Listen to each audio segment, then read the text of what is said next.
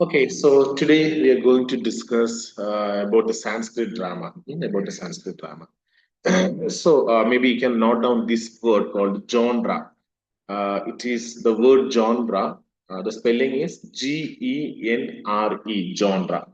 But we pronounce it as genre. But it is something like Genre, genre, something like that. But the pronunciation goes like genre. We know, like English is a language which will be pronounced in a different way and will be written in a different way. That is one of the peculiarity of the English language, which makes the language flexible. That is one of the reason why from almost every language, English has words. From Malayalam, from Hindi, from every language, English can adopt words.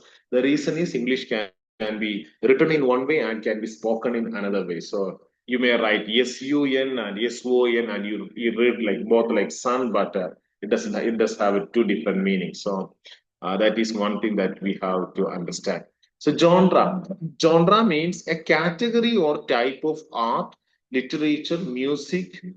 So it just means a category. It just means a type. It just means a type or a category, something like a drama, something like a poetry, something like a movie. So it's just a type. So genre talks about the type.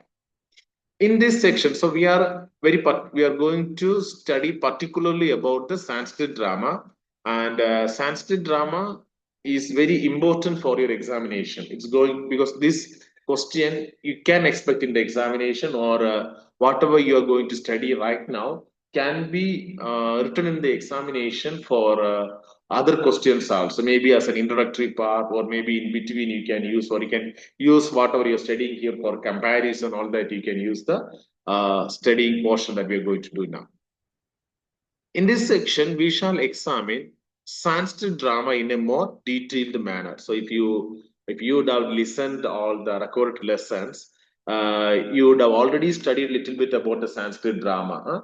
But today we are going to go in depth about the Sanskrit drama. And already we discussed, a vast country like India cannot have a singular dramatic tradition. So, when you say India, if if you travel from the southern part, if you travel from Kerala to Kanyakumari, within every 500 kilometers, somewhat like the language is changing. Even if the language is not changing, the culture is changing, the way, even in the same language, the way, the tone, it's all changing. And we have a lot of different culture within the nation India. If you think about the nation India before 5,000 or 2,000 or maybe like 500 years back, we had lot of different countries. Like when the Britishers came to India, the India was divided a lot into different countries. And if you travel all over India, you can see different cultures, people following different traditions. All such things even today is still existing even after crossing this much time. So a vast country like India, so even though India is only the seventh largest country, still we have a lot of geographical area. But more than that, we have lots of different cultures. It's a culmination of lots of different cultures. So we cannot have only one singular dramatic tradition. We have a lots of dramatic tradition. We have lots of different dramatic tradition. So a drama or a dramatic tradition evolving at Tamil Nadu may not be the same at a dramatic tradition that has evolved at Odisha or at West Bengal or at some places. It's all different. So we cannot have a singular dramatic tradition. So that's a point you need to mention in the examination. We already discussed about it. Given us, we discussed before the various influences on the genre as well as the diversity of the subcontinent and how the communities received and adapted drama. So, how dramatic traditions were evolved, all these things we studied before. But basically, you need to understand this concept that we cannot have a singular dramatic tradition. So, some of these points you need to by heart and make sure you're writing in the exam. However, one of the most prominent dramatic tradition to have emerged is the Sanskrit drama. So, however, one of the most prominent dramatic traditions, so one of the most prominent dramatic tradition to have emerged is the Sanskrit drama.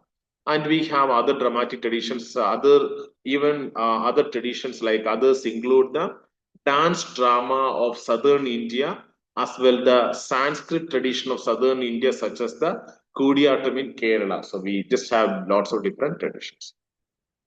Now we are moving to something called the Natya Shastra. So Natya Shastra is basically talking about a lot of different rules about how a drama should be, how a drama should be. According to the Natya Shastra, a dramatic work's purpose was to provide not just, okay, before that you need to understand Natya Shastra was written by Bharata Muni. Bharata Muni was the person, or he was the Rishi, the saint who wrote the Natya Shastra. According to the Natya Shastra, a dramatic work's purpose, what is the purpose of a dramatic work? To provide not just entertainment and pleasure, but instruction, will, justice, and spiritual liberation. This is a very, very important point. Even today, when we think, or when we evaluate the present day movies, most of the movies are created with the purpose of revenue. You just need to make money. So whatever the when people are making movies these days, when people are making movies, their aim is only to make money, and that is the reason why movies are at many times not good, because they are only looking for entertaining the people and giving pleasure to them, entertaining the people and giving pleasure to them.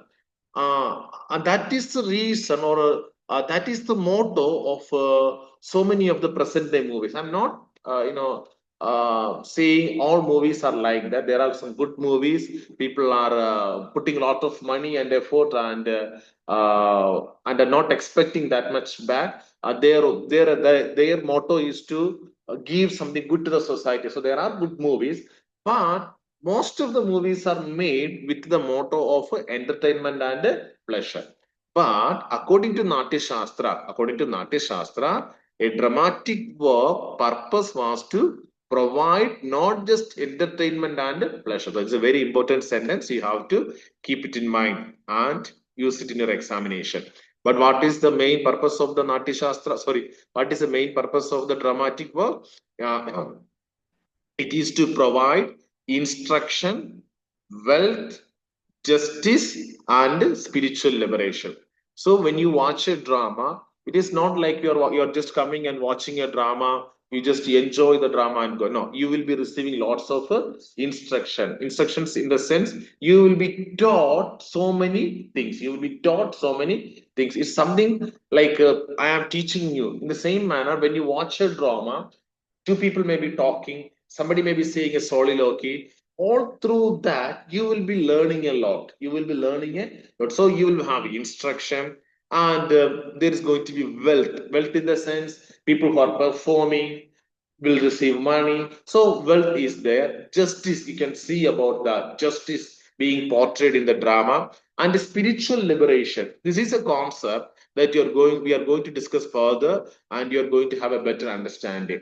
So spiritual liberation is more of a concept of the Hindu belief system, where the spiritual liberation is coming. So according to Natya Shastra, a dramatic work's purpose was to provide not just entertainment but instruction, wealth, justice, and spiritual liberation.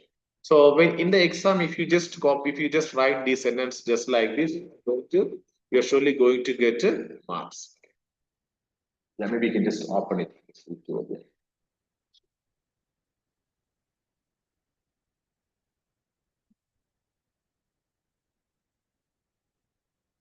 Okay.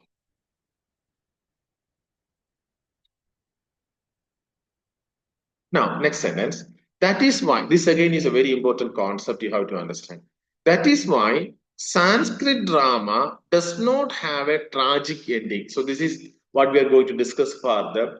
Greek drama has tragic. Okay, now understand these two terms, comedy and tragedy. So, when we hear the word comedy, we feel like a comedy is something to laugh about, but that is not what comedy is all about. Comedy in literature, comedy means good ending.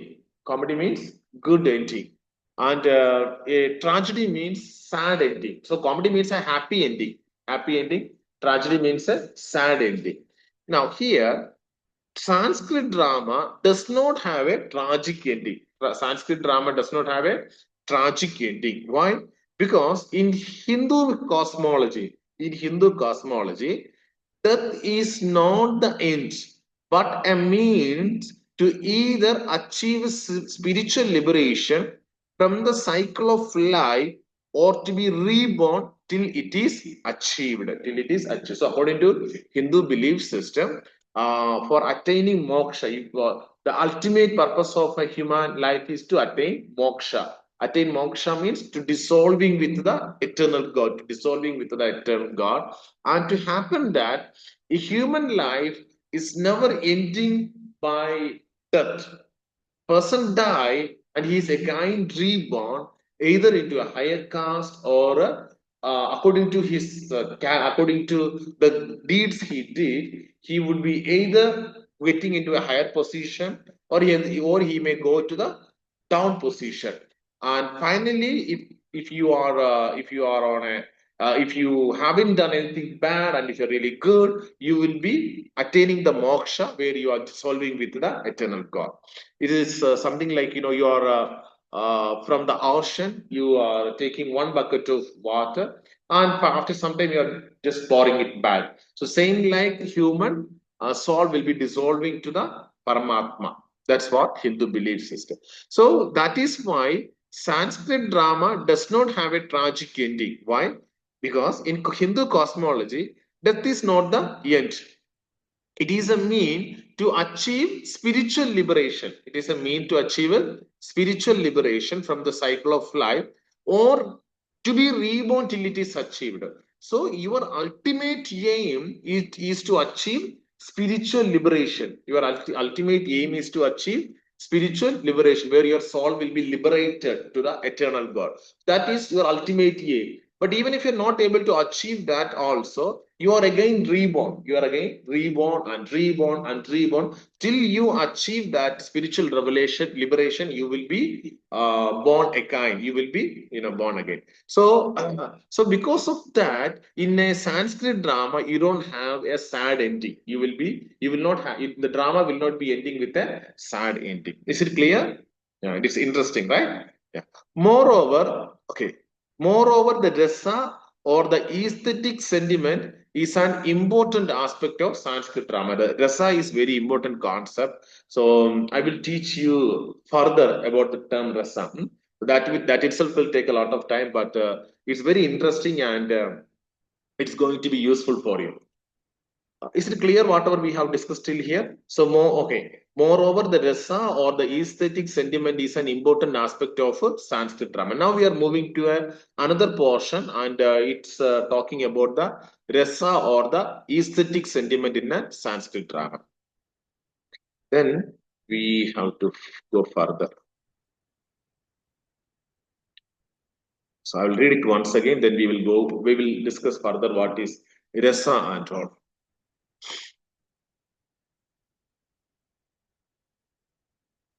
In this section, we shall examine Sanskrit drama in a more detailed manner.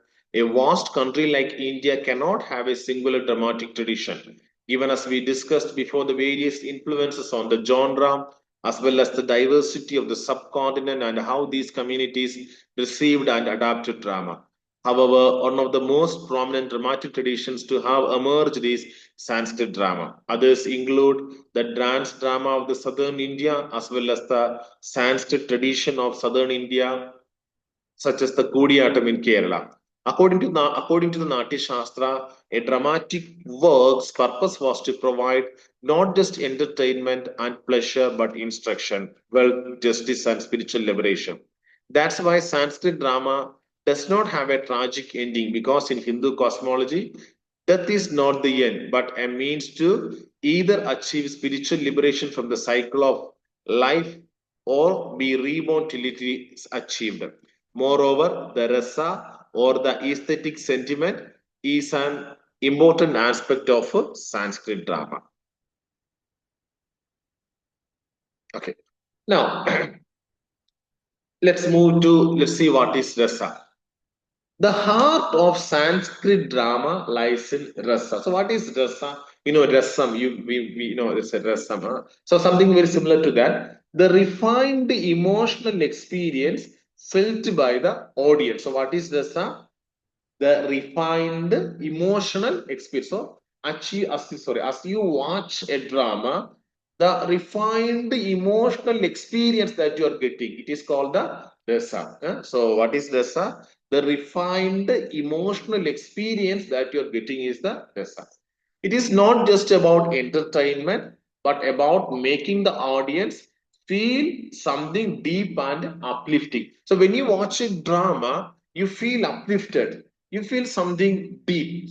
Even I don't know about your movies. No, I don't see any Odia movie, and I don't have any example from any English movies, but there are movies which brings upliftment, which brings upliftment to the human soul. So sometimes when we watch some movies, it's really good, it teaches a lot of things, and after watching that we feel like, okay, yeah, there is a movie which I have seen in my young age. So a man, he saw his father getting into trouble. Actually, his father got into trouble for some other reason. He could have avoided that, but he got into that problem, and finally he lost all his life. So a small mistake made him losing his whole life, and finally he was killed. And I have heard people saying that, okay, after watching that movie, all through my life, I was very careful about every decision I took. Why? Because he watched that movie. So that movie was not only made for the purpose of entertaining or to money making motto. Their aim was, when people watch that movie, they should learn something.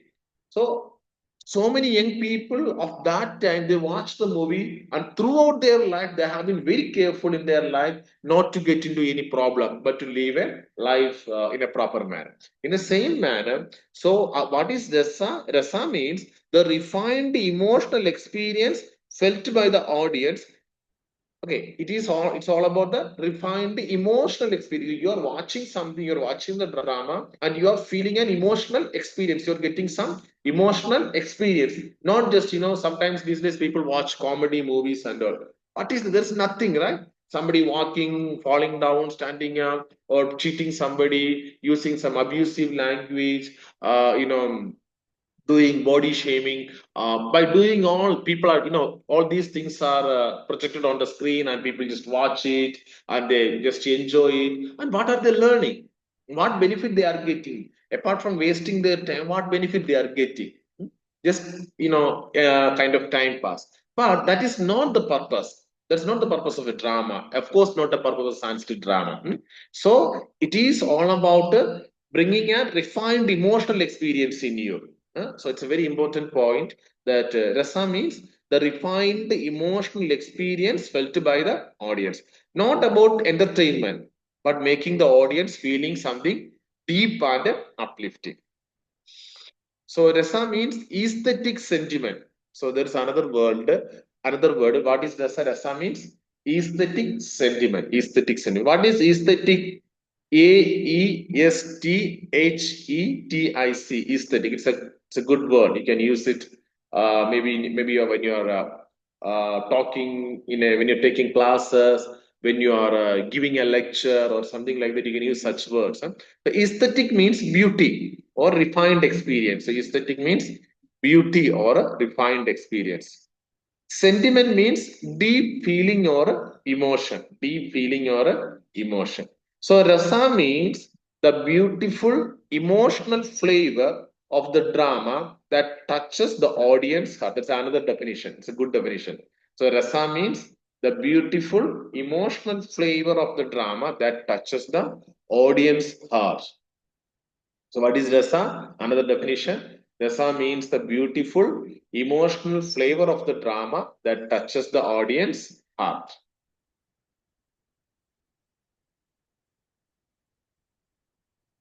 Okay. Yeah.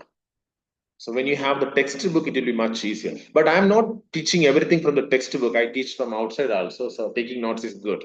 And you can always refer the YouTube. I'm keeping the lessons recorded there. So whenever needed, you can just listen it again. If you miss any if any miss any portion or something, you can listen. Rasa comes from four components. Number one, vibhava. What is that? Vibhava. Maybe it would be similar to your Odia word or something. Vibhava. Do you have any word related to vibhava? Okay, yeah, yeah. So, okay, so rasa comes from four components. Number one, vibhava. Vibhava means the cause of a emotion. The cause of a emotion. So, vibhava means the cause of a emotion. Example, a situation in the play, like a hero meeting the heroine. So a situation in the play, like a hero meeting the hero, that is vibhava. So vibhava means the cause of the emotion. The cause of the emotion. Example, a situation in the play, like a hero meeting the heroine. Then comes anubhava. Anubhava. The outward expression of that emotion. Anubhava means the outward expression of that emotion. Like example, smiling, smile, tears, gestures, tone of voice, all these comes under Anubhava. Anubhava means the outward expression of that emotion. Then comes Vyabhijari Bhava. Vyabhijari Bhava. Vyabhijari Bhava. Temporary supporting emotions. Vyabhijari Bhava means temporary, comma, supporting emotions. Temporary, comma, supporting emotions. Example, fear, doubt, excitement. This or that color the main feeling. That color the main feeling. So Vyabhijari Bhava means temporary, comma, supporting emotions. Example, fear, doubt, excitement. These color the main feeling or that color the main feeling. Then comes Sthai Bhava. Sthai Bhava. Sthai Bhava. Sthai Bhava. The dominant lasting emotion. The dominant lasting emotion. The dominant lasting emotion. Example, love, courage, anger. The love, courage, anger. That defines the mood of the play. This defines the mood of the. I will read it once again. Rasa comes from four components: Vibhava, Anubhava, Vyabhijari Bhava, Sthayi Bhava. Vibhava means the cause of emotion. Example, a situation in the play like a hero meeting the heroine. Anubhava, the outward expression of that emotion. Example, smiles, tears, gestures, tone of voice. Vyabhijari Bhava, temporary, comma, supporting emotions. Example, fear, doubt, excitement that color the main feeling. Sthayi Bhava, the dominant, the lasting emotion. Example, love, courage, anger. That defines the mood of the. What is the purpose of rasa? Watching the play, watching the play, the audience doesn't just see events, they experience emotions in a refined way. Already we discussed it many times. So purpose of rasa is watching the play. The audience does not see events, they experience emotions in a refined way. This experience is not ordinary emotion like personal sadness or anger, but a blissful means a blessed, blissful universal feeling shared by everyone watching. That's why it is said that the highest purpose of Sanskrit drama is to evoke rasa. So this is a very important point. It is the highest purpose of Sanskrit drama is what? Is to evoke rasa. The highest purpose of Sanskrit drama is to evoke rasa. To give the audience a deep aesthetic joy. Give the audience a deep aesthetic joy. So rasa means the emotional essence of drama. It is created by situations, expressions, and feelings in the play. Its goal to lift the audience to a higher emotional and spiritual expression. The rasa means the emotional essence of drama. It is created by situations, expressions, and feelings in the play. Its goal to lift the audience to a higher emotional and spiritual experience. Okay. Now, did you listen the because he joined today only? So, did you listen the story of Shakuntala? You didn't listen. So, you didn't listen all the classes, right? Okay. So, it's a huge story. I have already shared it in the. You will listen later. Okay. So let's see from the Shakuntala all these portions, huh? Because it will be very easy. Now we can look upon the portion Vibhava, Anubhava, Vivijari Bhava, and Sthayi Bhava. So basically, the story is all about, say in simple words, um, Dushyanta was the king. Dushyanta was the king, and he was roaming around for, he was just doing being in the forest for catching animals and other stuff.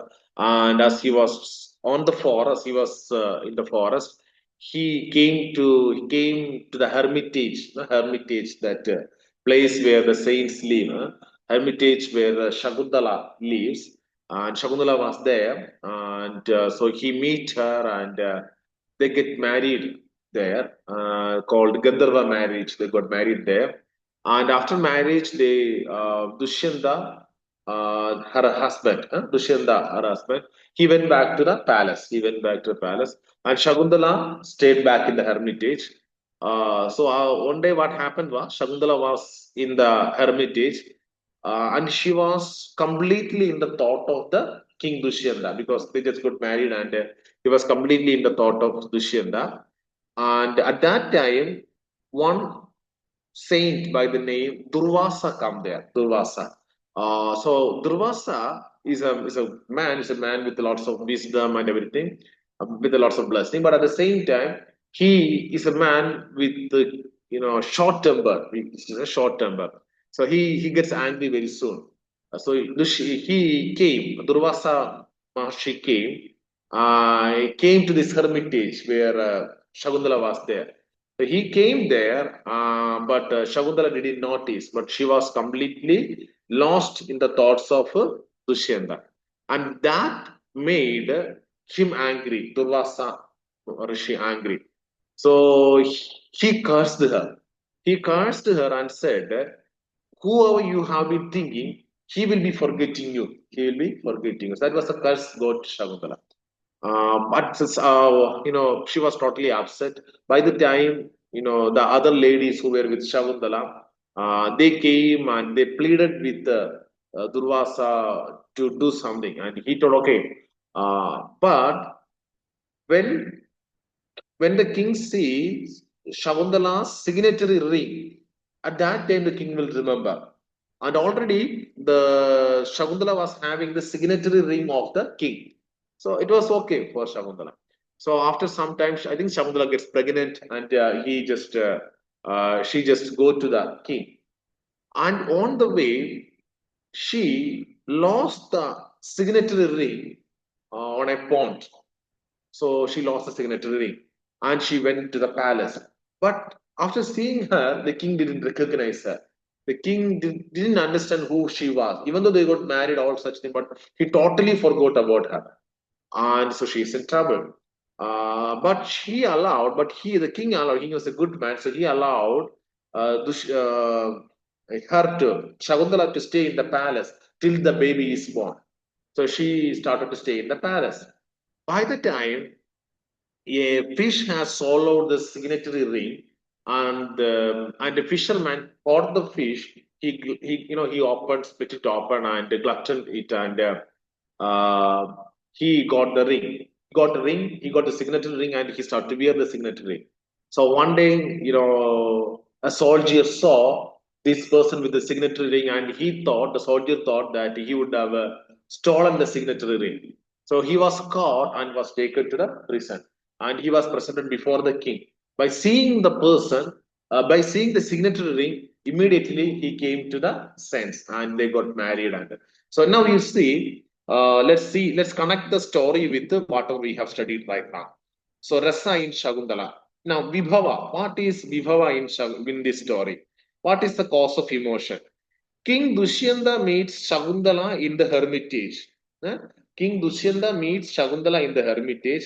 Their first meeting, her innocence and his attraction to her set the cause of Sringara Rasa, the sentiment of love. All you need to understand, that is the Vibhava. That is the Vibhava, cause of emotion. They are meeting each other and they're getting in love. So King Dushyanta meets Shakuntala in the hermitage. So that is the Vibhava. That is the Vibhava.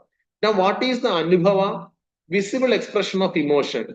Shakuntala blushes. Blushes means, yeah, blushing, blushes, lowers her eyes and hesitate to speak. All these shows love. All these show these are the examples of love, because he is meeting or they are getting in love and her face blushed and she's lowering her eyes and hesitating to speak. Dushyanta also shows admiration, speaks tenderly and tries to win her affection. These outward gestures express the inner love, deep developing between them. So this is part of Anubhava. Anubhava. Now we have a Vivijari Bhava, which is the supporting emotions. What are they? Temporary, yeah, emotions throughout the play. Anxiety, when Shakuntala longs for Dushyanta. For so long, Shakuntala is waiting for Dushyanta. So that anxiety. Sorrow, when she is cursed by sage Durvasa and forgotten by her husband. So there comes the sorrow. Hope, when there are signs she might be reunited. So that also is part of her Vivijari Bhava, supporting emotions. These keep shifting, but they all support the main rasa. Shifting in the sense, she was okay, once she was cursed and she lost all her hope. But after some time, there was again said, okay, if you show the signatory ring, he will remember you. Again, she was on the way, so she is happy. He's going to remember. But on the way, she again lost the signatory ring. So all her lost, all her hope was lost. She again thought that okay, when he sees me, he will be remembering. But no, they met and King is not remembering. Again, lost of hope. But again, the other person is caught. So again, hope is coming. Like finally, Sthai Bhava. Sthai Bhava means the central lasting emotion is love. So in this whole thing, Sthai Bhava is love. Central lasting emotion is love. Even through separation, despair and suffering, the underlying feeling is love. In the end, when Dushyanta recognizes Shakuntala with the lost ring, love is fulfilled and the play reaches its blissful conclusion. So, how is it affecting the audience? When people saw such a drama, how is it affecting the audience? Watching Shakuntala's purity, her suffering, and her reunion with Dushyanta, they do not just see a story. They feel a refined, universal love that goes beyond personal romance, something spiritual and deeply moving. So this their love story is a real love story. Even to this day, their love is considered as kind of a real spiritual love. So watching Shakuntala's purity, her suffering, and her reunion with Dushyanta, they do not just see a story; they feel a refined, universal love that goes beyond personal romance, something spiritual and deeply moving. The aesthetic joy is what drama aims for, the highest purpose of rasa. So in Shakuntala, Vibhava means their meeting, curse, and reunion. Anubhava blushes, gestures, speeches, all that we discussed. Sthai Bhava, sorrow, fear, longing, hope. Sorry, Vivijari Bhava, sorrow, fear, longing, hope. Sthai Bhava, enduring love. Together, these give the audience a blissful experience of love and beauty, which is the essence of a Sanskrit drama. So together, these give the audience a blissful experience of love and beauty, which is the essence of a Sanskrit drama.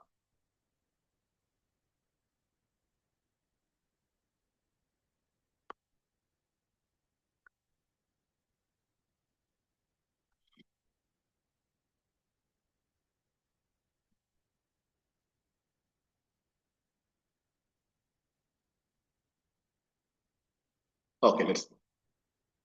Moreover, the rasa or the aesthetic sentiment is an important aspect of a Sanskrit drama and can be best refined as the audience's refined emotional response evoked by the play. Rasa is broadly composed of Vibhava, Anubhava, Vivichari Bhava, and Sthayi Bhava. We studied it very deeply. Everything particularly we studied, which are different types of emotional responses to a work of art. Alternatively, rasa can be explained as a blissful aesthetic experience achieved through drama and is seen as Sanskrit drama's highest purpose. That all we discussed very deeply. Huh? So, can be defined as the audience's refined emotional response evoked by the play. Rasa is broadly composed of Vibhava, Anubhava, Vivichari Bhava, and Sthayi Bhava, which are different types of emotional responses to a work of art. Alternatively, rasa can be explained as a blissful aesthetic experience achieved through drama and is seen as Sanskrit drama's highest purpose.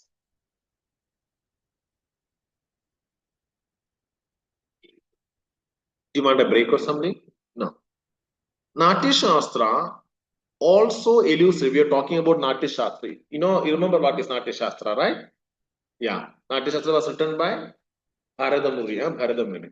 Natya Shastra also elucidates the different types of plays. Natya Shastra also elucidates the different types of plays.